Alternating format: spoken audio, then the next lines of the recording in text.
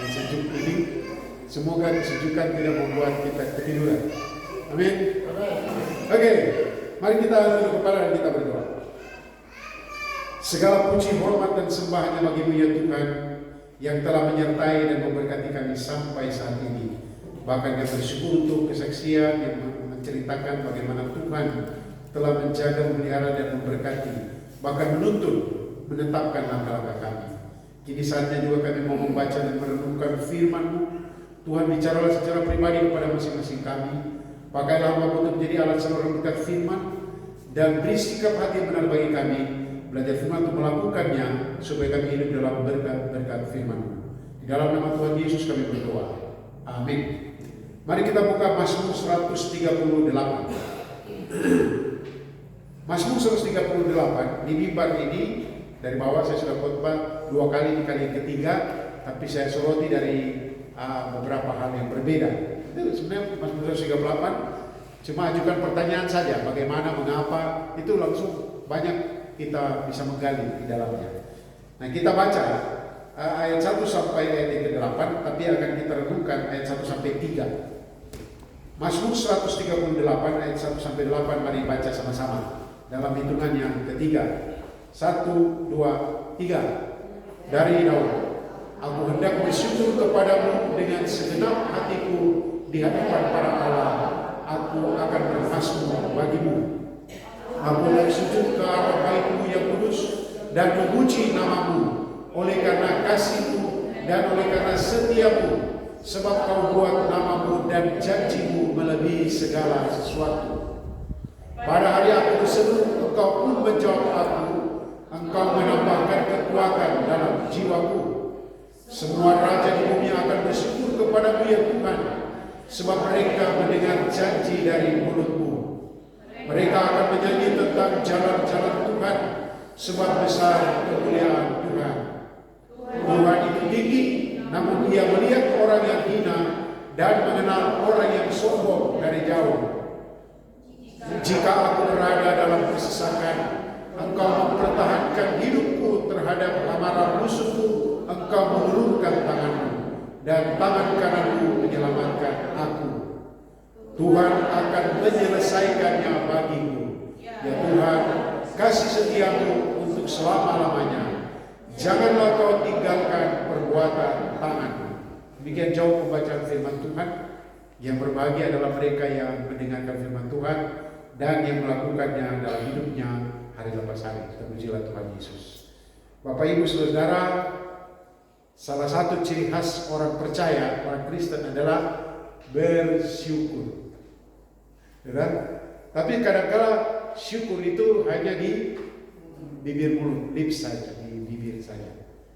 Syukur, tapi betulkah bersyukur? Nah, di sini kita lihat Daud dalam hal ini sebagai pemazmur, dia menegaskan dalam ayat 1, aku hendak bersyukur kepadamu dengan segenap hatiku, dan seterusnya. Mengapa dia bersyukur? Kalau kita baca, mengapa dia bersyukur di situ adalah oleh karena kasih setia-Mu, oleh karena Engkau menjawab doa, dan banyak hal. Kita bersyukur dengan banyak alasan. Tadi kesaksian dari Ibu Yanti sudah bersaksi bagaimana itu Tuhan bicara kadang-kadang bicara dalam hati kita untuk melakukan sesuatu. Jangan kita tunda-tunda. Dan saya beberapa kali malam-malam terbangun dan saya ingat seseorang. Saya berdoa untuk dia, berdoa. Dan kadang-kadang Tuhan mengingatkan peristiwa yang tidak bisa saya lupa adalah suatu saat Tuhan digerakkan saya untuk mengirim SMS kepada seseorang. Setelah saya kirim SMS, kemudian ada orang SMS lagi ke saya. Bapak Pendeta, Bapak kenal dengan orang ini? Saya bilang iya. Kenapa? Dia baru saja datang di saya. Menangis. Loh, kenapa? Dia datang dan bilang, Bapak Pendeta tahu dia. Katanya saya tahu keadaan orang itu. Dan kirim SMS ke dia karena dia sedang berencana pergi membunuh seseorang. Sudah bawa parang untuk pergi bunuh seseorang. Tapi ketika dia mau berencana pergi, SMS kok masuk. Dan langsung belok kepada seorang hamba Tuhan yang lain dan bilang seperti itu. Dan saya bilang silakan layani dia. Tuhan sudah menggerakkan saya untuk mengirimkan SMS kepada beliau. Dan peristiwa yang lain, saya waktu itu bapak saya akan meninggal. Ada orang yang belikan saya tiket dan pergi, karena waktu itu kan kami dari Manado, bapak saya sakit, kemudian saya tanya papi, sudah bisa balik ke Manokwari, silakan naik kapal. Sampai di Mansinam dapat telepon, papi sudah meninggal. Wah, saya bilang, wah Tuhan, kenapa datang tangan saya kah? Dan saya stres karena bukan hanya pikir soal tahan saya, tapi uang tiket ini. Nah, biasa keluar dari Papua itu tiket itu cukup mahal ya. Waktu itu saudara cari tiket sana sini akhirnya 1 juta, 10 juta per orang, ya 4 juta untuk beli. Dan ibu ini tidak pergi, keluarga tidak pergi karena tidak mampu. Ada orang yang bantu belikan lagi. Gitu lah, saya pikir setengah mati. Nah, saudara-saudara yang saya kasih Tuhan Yesus Kristus, waktu saya sampai di Manado, saya SMS kepada dalam keadaan duka ini, saya SMS kepada seseorang. Tiba-tiba dia balas, bapak saya ada di hotel sekarang, tidak tahu mungkin dia rencana untuk apakah firman Tuhan mau masuk dan dia tidak lakukan hal yang tidak berkenan kepada Tuhan. Nah, Tuhan kadang-kadang menggerakkan kita. Dan itu, dan kita bersyukur untuk itu. Wah, kalau saya seandainya, dan puji Tuhan.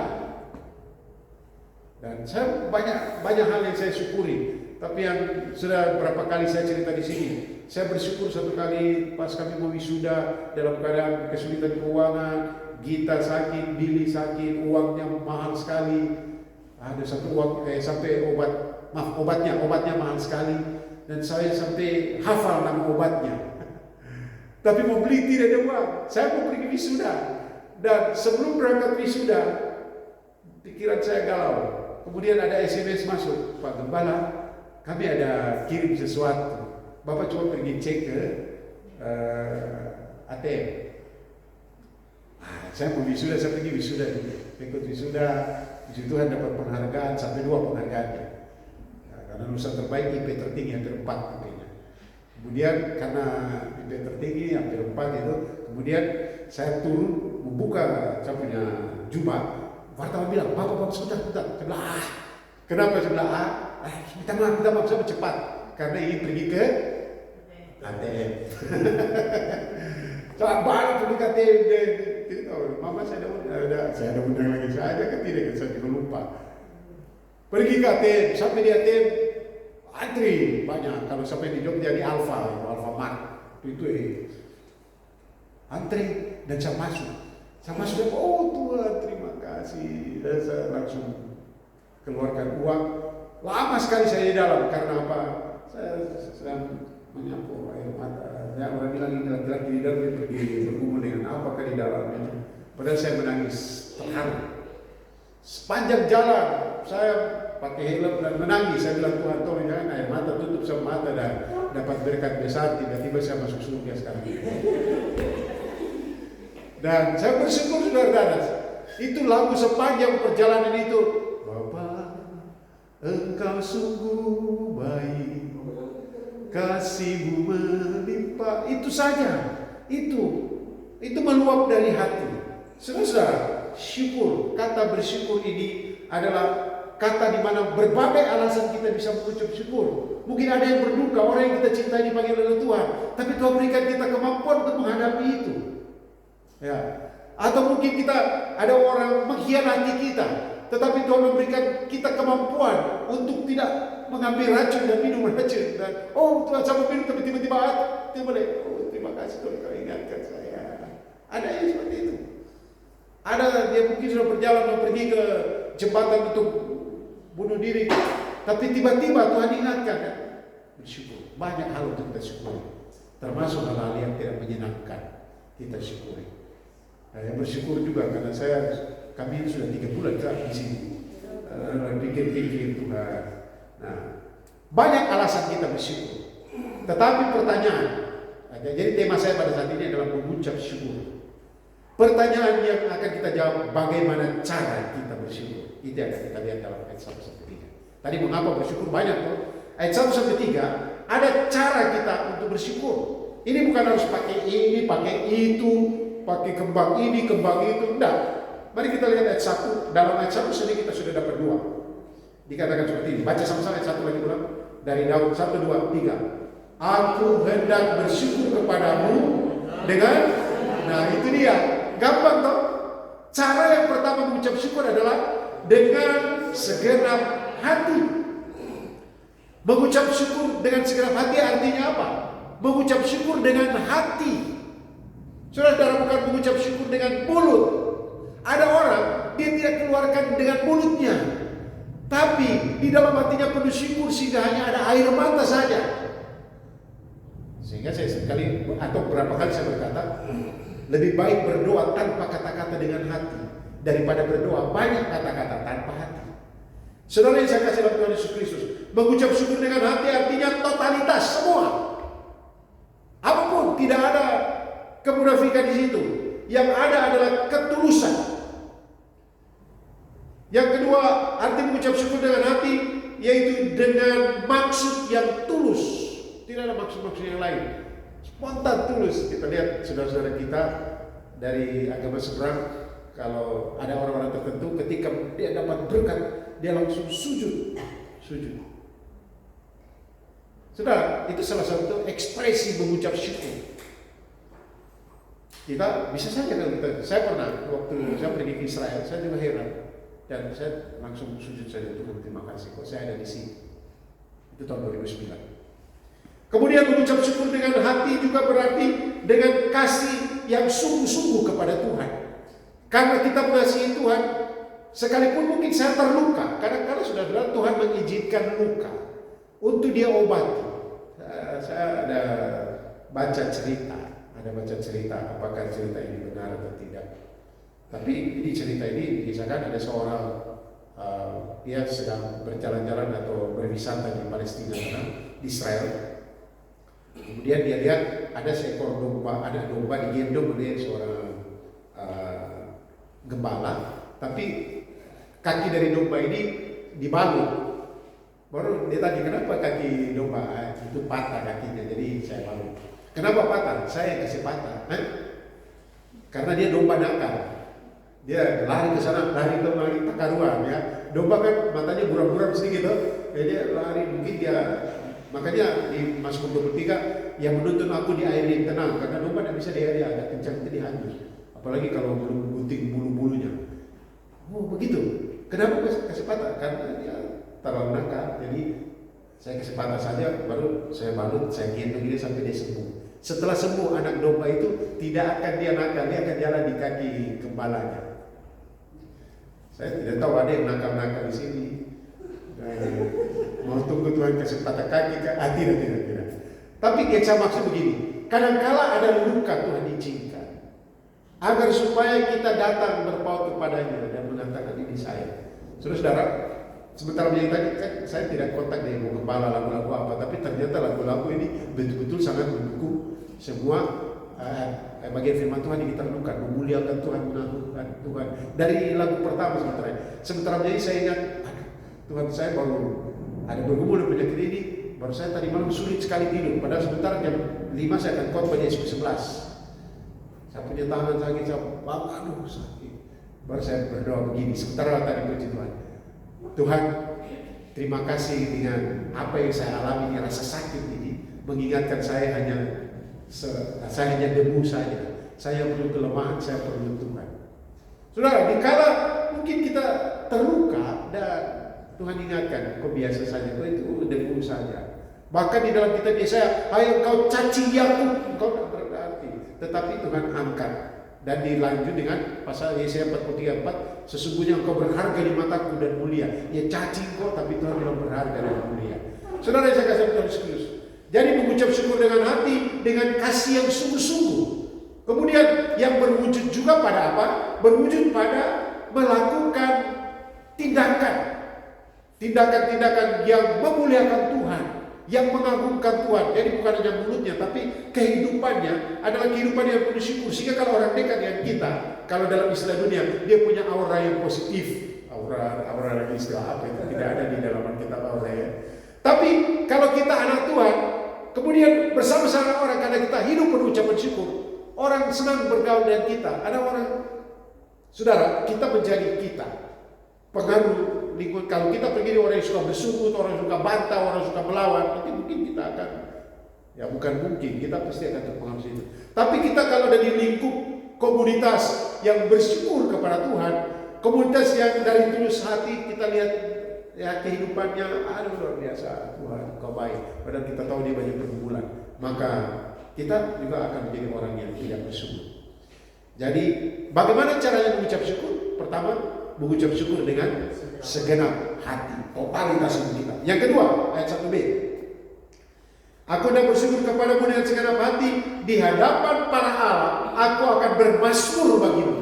Bagimu, ya, bagimu atau ya? Saudara, kalau yang pertama caranya kita mengucap syukur dengan segenap hati, yang kedua kira-kira dengan apa? Memang dalam ini dari istilah bahasa Ibrani. Yang kedua dengan berani. Saudara, ayat 1b, di hadapan para Allah. Ini sebenarnya dengan berani di hadapan para Allah. Para Allah itu ada yang tafsirkan di hadapan para malaikat, di hadapan penguasa-penguasa yang tidak takut akan Tuhan, di hadapan ilah-ilah lain. Kan ini Israel bangsa yang baru, di mana mereka lagi berperang, mereka belum terlalu kuat. Memang zaman Saul sudah luar biasa, tapi Tuhan berperkara. Tapi Saul berkhianat dan gantilah Daud. Daud menjadi anak buah dari Saul dulu, berperang, dan dikalahkan orang Filistin pada waktu Daud baru menduduki tahta. Dan Daud tanya, Tuhan, apakah aku pergi menyerang? Tuhan bilang, pergi saja, pergi, aku akan menyerahkan. Dan dia pergi, dia mengalahkan orang Filistin. Dan Daud menuliskan, Tuhan telah menerobos sebagaimana air, membobol semuanya. Tuhan pakai dia dan dia bersyukur. Dan biasanya mereka berperang, rupanya orang Filistin itu pada waktu itu melarikan diri dan meninggalkan berhala-berhala mereka. Dan rupanya waktu mereka berperang, mereka pakai ala-ala ilah-ilah. Kita kalau dengar orang-orang tua yang dulu cerita, dulu kalau opa dulu dapat tembak tidak mempan karena pakai itu, ya kan? Nah, dari dulu orang-orang kafir ya pakai barang-barang itu. Tetapi Daud berperang dan dia tidak takut, dia berani. Bagi kita sekarang, bagaimana kita bersyukur dengan ungkapan harus bersyukur dengan berani. Artinya, karena itu spontan dari hidup kita, di hadapan siapapun kita akan mengucapkan puji Tuhan, terima kasih Tuhan, terima kasih. Jangan kita tiba-tiba diberkati atau diberikan jalan keluar, kita biasa-biasa aja, buka tembok. Kenapa kok buka tembok? Ada orang yang sama halu. Tidak berani. Ya, di sini dengan berani itu artinya tidak malu. Dimanapun, kapanpun, dalam situasi apapun, kalau hati kita meluap dan syukur, nyatakanlah. Tapi kita harus bukan pamer. Ada orang yang pamer tuh, di orang banyak, haleluya, pada pasar. Dia kan terima kasih. Satu kali itu tahun 90 atau 90-an, saya masih di Manado. Kemudian saya antar Ibu Hedi ke pasar. Pasar orang banyak tuh. Ya biasa, suami-suami yang mengantar istri dan menunggu di pasar biasanya tunggu lama kan? Belanja ini, belanja itu. Sambil tunggu itu saya menyanyi lagu rohani, saya menyanyi memuji Tuhan. Kemudian ada seorang ibu atau bapak saya lupa, dia bilang, Bapak, mungkin dia bilang begini, Bapak pendeta ya? Emangnya yang menyanyi lagu rohani cuma pendeta kan? Tapi maksudnya, Bapak suka cita ya? Saya bilang, kenapa? Menyanyi terus. Saya menyanyi bukan untuk pamer di orang di pasar. Aku mengasihi, tidak. Saya tapi dalam hati aku mengasihi engkau. Sambil toki-toki setir Vespa. Engkau Yesus. Perhatikan mungkin. Kadang-kadang kita di restoran bagus, uang banyak, mau makan, mau berdoa saja malu. Kecepatan tinggi kalian berdoa. Terus berdoa. Ada tuh, kita kan berdoa tidak usah tutup mata, buka mata. Nah, gue udah berdoa tadi, saya itu gue tidak ada hati untuk berdoa. Jadi saudara, kalau kita bersyukur tidak usah malu. Ya saya yang saya bilang di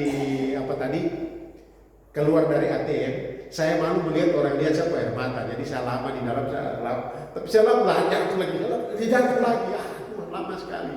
Tapi saya tahan dan langsung pakai helm tutup lagi. Dan keluar. Saudara, kita harus berani mengucap syukur. Kita harus berani mengatakan terpujilah Engkau Tuhan.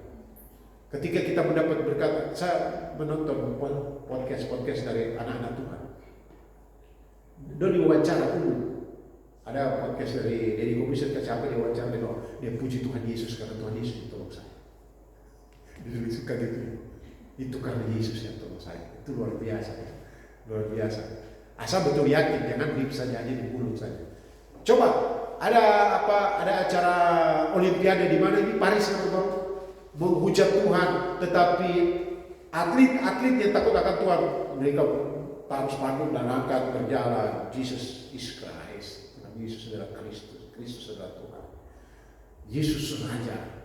Yesus the Savior. Yesus Juru Selamat. Kita tidak usah malu, saudara. Karena kita anak Tuhan. Adakah di antara kita duel mungkin pas juara satu? Ada siapa? Bapak Barnabas dalam siapa? Tapi misalnya, itu baru dari penjara wanita. Siapa bisa? Gita Julia. Baru tanya Gita, aku bapak siapa? Dia menangis, kenapa? Saya bapak pendeta. Saya bilang ke anak-anak saya, siapapun kamu, jadi apapun kamu tetap anak saya. Kamu jadi orang yang hebat, kamu orang jadi orang yang tidak hebat, kamu siapapun, kamu anak saya. Tidak ada yang bisa rubah itu, tidak ada. Tetap satu nama ada. Kita dimanapun kita berada, kita anak Tuhan dimanapun kita pergi berada, kita anak Tuhan dalam kondisi apapun. Maka kita harus bersyukur punya Tuhan dan mengatakan terima kasih Tuhan. Satu cerita, satu kali dua teman bertemu. Dan rupanya dari SD sudah berteman sampai SMA akhirnya berpisah. Satu jadi pengusaha kaya, satu jadi penginjil di pedalaman. Kan mereka baku kontak dan kita ketemu. Kemudian yang anak pengusaha ini jadi pengusaha juga kaya raya, dia tidak tanya kok kerja di mana, temannya yang jadi penginjil. Akhirnya dia jalan, naik mobil mewah. Dia bilang, "Atau pergi ke sana dong." Oh ya. Baru ya hamba Tuhan ditanya, "Ini siapa? Pabrik ini punya siapa?" Itu punya bapak saya. Jalan lagi, wah ini perkebunan teh ini punya siapa? Luas sekali, bagus sekali. Itu punya bapak saya. Terus pergi lagi ke satu pabrik, ini punya bapak saya. Jadi temannya antar ke pabrik bapaknya punya dan dia juga situ. Kemudian pengusaha ini tanya begini, baru kamu kerja apa? Kau punya apa? Bapakku? Terus sudah, ngapain? Kita jalan pergi ke gunung sana. Mereka pergi ke puncak gunung. Kemudian hamba Tuhan dibilang, kau lihat laut itu, kau lihat gunung Arfak sana, kau lihat sana. Itu bapak saya punya. Bapak disuruh jawab. Saudara, dia tidak malu mengaku dan dia bersyukur karena apa? Karena segala sesuatu dalam kendali bapaknya. Harus berani kita mengucap syukur ya. Ya bersyukur. Dalam keadaan apapun, bersyukur. Di depan siapapun bersyukur. Di hadapan para Allah, kata pemazmur, aku mau bersyukur di hadapan para Allah. Itu yang pertama. Yang kedua, jadi pertama apa? Kalau mengucap syukur caranya dengan segenap hati. Yang kedua, dengan berani, jangan malu. Yang ketiga, ayat 2. Ini memang agak sulit.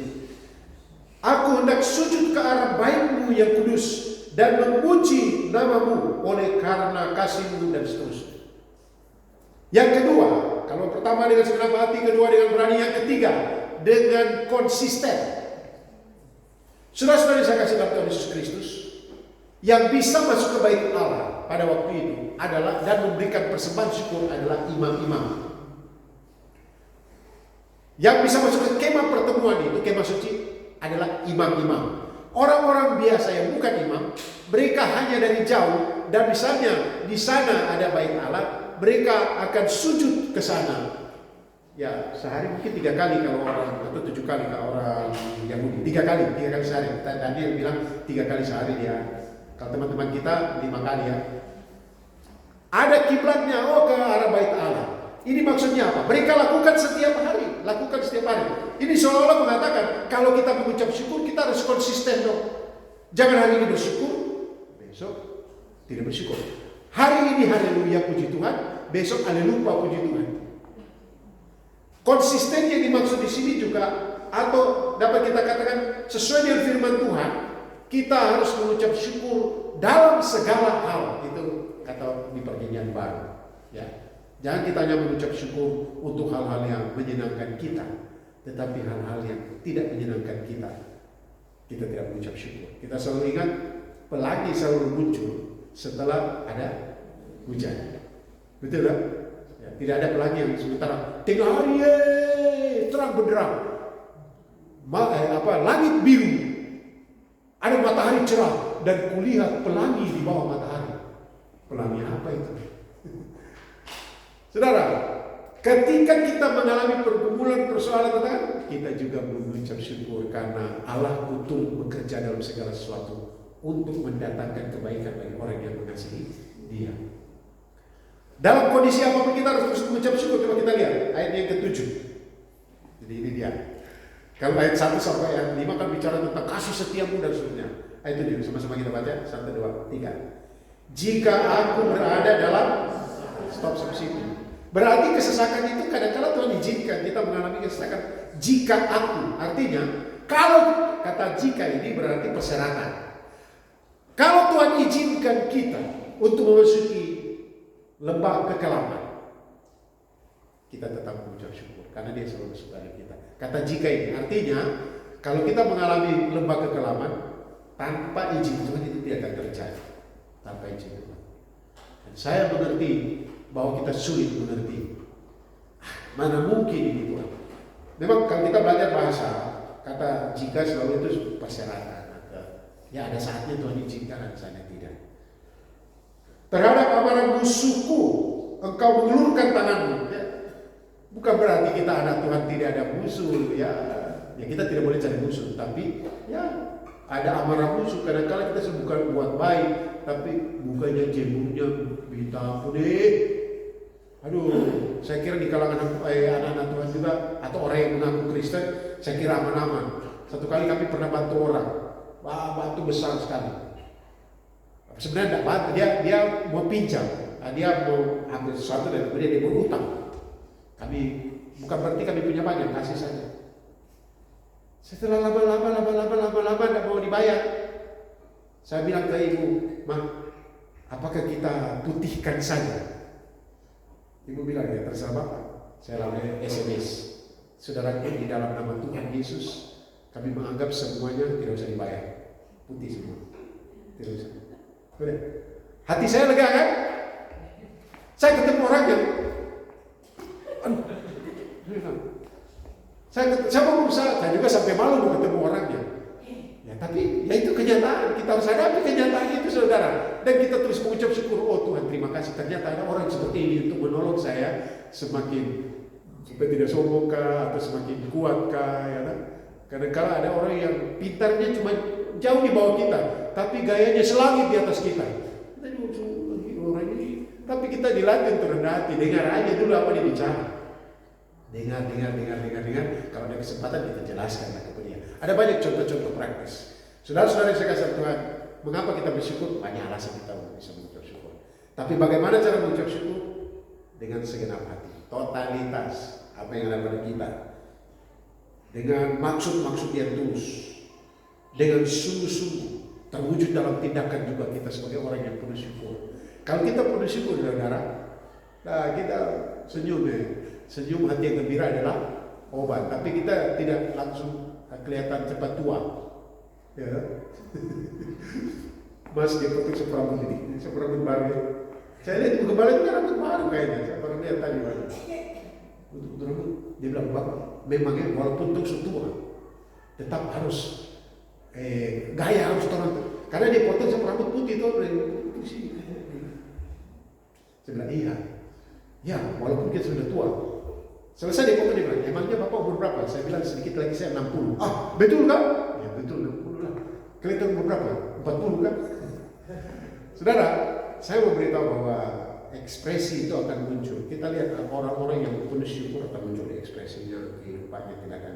Kemudian yang kedua, bagaimana cara muncul? Harus dengan berani, tidak semalu, di mana saja. Kalau memang Tuhan, aduh terima kasih Tuhan, terima kasih. Tapi bukan bataria, ya hati saya terima kasih. Karena Tuhan yang dengar, dan kau bataria lagi. Kau kenapa? Gila kau ini orang ini bataria di pasar. syukur. Terima kasih Tuhan. Yang ketiga, dengan konsisten. Kita bersyukur satu hal ini, kita akan mengucap syukur dalam hal ini, mengucap syukur dalam segala hal. Yang ketiga ini yang susah, termasuk saya juga susah untuk lakukan. Tapi saya terus berusaha dan kita harus berusaha. Terima kasih Tuhan. Tapi saya punya satu cara, tapi ini bukan firman Tuhan. Caranya ketika hati saya mulai mengeluh karena pergumulan apapun itu, saya selalu ingat, Tuhan, Engkau izinkan bagi saya untuk mengingatkan saya ini debu, sebentar lagi Kau panggil. Ketika saya sampai ke posisi itu, saya akan berkata terima kasih Tuhan. Dengan sakit ini, dengan pergumulan ini, Kau mengingatkan saya manusia biasa saja, sehingga saya butuh Engkau. Kiranya Tuhan memberkati kita sekalian. Mari kita tunduk kepala dan berdoa untuk syukur untuk firman Tuhan.